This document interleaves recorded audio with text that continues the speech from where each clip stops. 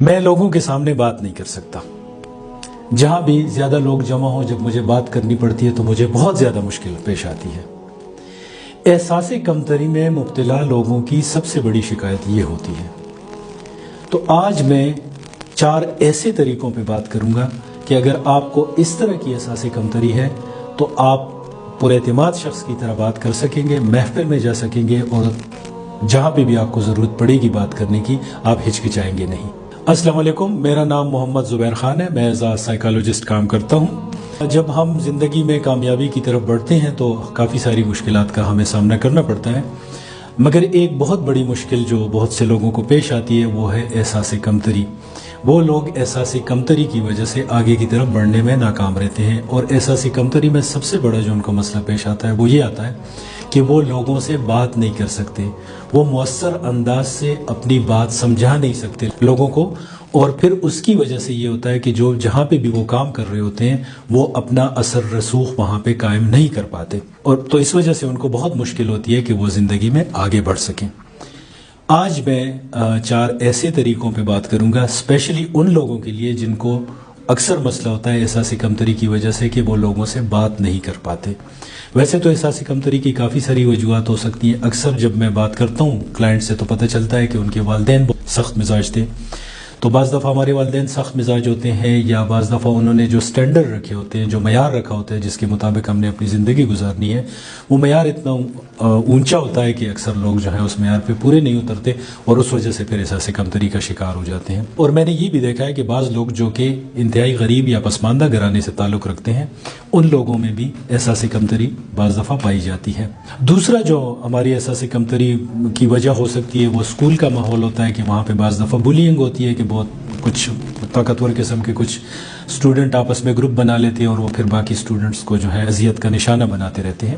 بعض لوگ کہتے ہیں کہ میری اسکول لائف بھی ٹھیک تھی، فیملی لائف بھی ٹھیک تھی، مگر جب میں پریکٹیکل لائف میں داخل ہوا تو اس وقت پھر کچھ ایسے حالات کا سامنا کرنا پڑا جس کی وجہ سے مجھے احساس کمتری ہو گئی ہے.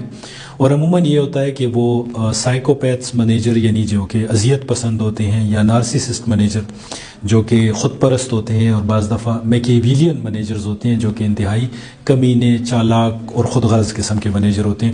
تو جب کوئی شخص ان کے ساتھ زیادہ عرصہ کام کرتا ہے تو اس کی ذہنی صحت ہے اس پہ انتہائی برے اثرات مرتب ہوتے ہیں، اور وہ لوگ زندگی میں پھر آگے بڑھنے کے لیے ان کو جو خود اعتمادی چاہیے ہوتی ہے اس کی شدید کمی اس میں آ جاتی ہے ان لوگوں میں. پہلا جو ٹاپک میں کور کروں گا آج کی ڈسکشن میں وہ یہ ہے کہ جب آپ کو 1-to-1 بات کرنی پڑے یا تھوڑے سے لوگوں سے جب آپ کو بات کرنی پڑے تو وہاں پہ کون سے طریقے کارگر ہو سکتے ہیں. نمبر 1 وہ ہے باڈی لینگویج.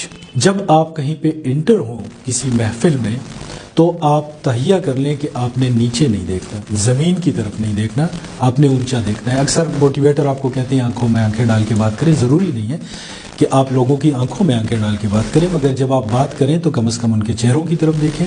تو جہاں پہ بھی آپ جائیں آپ نے زمین کی طرف نہیں دیکھنا اور جھک کے آپ نے داخل نہیں ہونا. اور اگر آپ کسی محفل میں بھی بیٹھے ہیں تو تب بھی آپ کا چہرہ اوپر کی طرف ہونا چاہیے، آپ لوگوں کے چہروں کی طرف دیکھیں.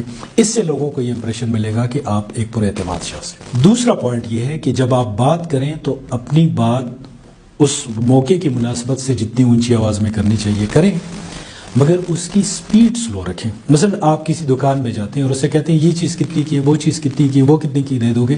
جلدی جلدی بات نہ کریں، بلکہ آپ بڑے آرام سے سکون سے سانس لے کے آرام سے، جناب اس کی کیا قیمت ہے، میں وہ چیز لینا چاہتا ہوں، وہ کتنی کی ملے گی، اور اگر اس کے بجائے میں یہ پسند کر لوں تو اس کی آپ کیا قیمت لگائیں گے. اب میں نے وہی بات کی مگر میں نے سپیڈ کم رکھی جس کی وجہ سے جس سے بھی میں مخاطب ہوں اسے لگے گا کہ میں ایک پر اعتماد شخص ہوں. تیسرا پوائنٹ یہ ہے کہ جب کوئی آپ سے سوال پوچھے تو فوراً جواب نہ دیں، اور جواب دیں تو تب بھی جلدی جلدی نہ بولیں.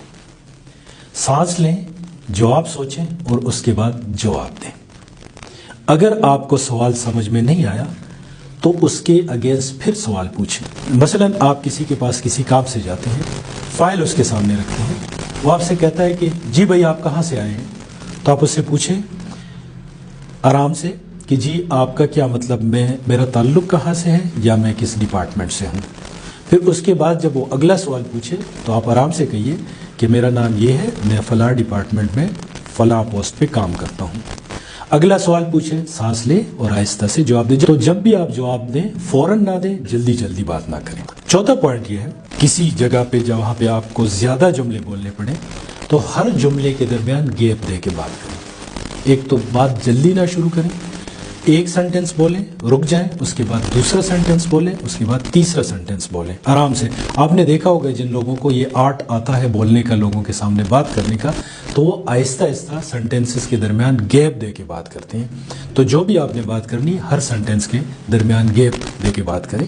جیسے کہ آپ کچھ لوگ کسی ٹاپک پہ بات کر رہے ہوتے ہیں، تو آپ کو اگر وہاں پہ آپ بات کرنا چاہتے ہیں تو آپ ان سے کہیں کہ اگر اجازت ہے تو میں بھی کچھ اپنی رائے کا اظہار کروں، رک کے پھر کہیں کہ میرا خیال ہے کہ یہ جو بات کر رہے ہیں اس کے یہ 3 اجزاء ہیں، پہلی بات یہ ہے، دوسری بات یہ ہے، اس طریقے سے آپ بات کریں۔ تو ایک تو جب آپ اس طریقے سے بات کریں گے تو آپ خود بھی پرسکون ہوں گے، آپ کو جلدی نہیں ہوگی، آپ پہ کوئی ہیبت طاری نہیں ہوگی، آپ آرام آرام سے بات کریں گے۔ اور اس طریقے سے جب آپ بات شروع کریں گے تو یہ آپ کو ایک بایو فیڈ بیک ملے گا اور آپ کا اپنے اوپر اعتماد بحال ہو جائے گا۔ تو یہ جب آپ چھوٹے گروپ میں تھوڑے 4-5 بندوں کے ساتھ یا فیس ٹو فیس جہاں پہ بات کر رہے ہیں، کرنی پڑے آپ کو، تو یہ طریقے اپنائیں۔ اس سے لوگوں کو یہ امپریشن ملے گا کہ آپ ایک پر اعتماد شخص ہیں، اور یہ بات آہستہ آہستہ آپ کے لاشعور میں بھی بیٹھ جائے گی اور آپ کی عادت بن جائے گی پھر اس طرح بات کرنا، اور آپ لوگوں سے بات کرتے ہوئے گھبرائیں گے نہیں۔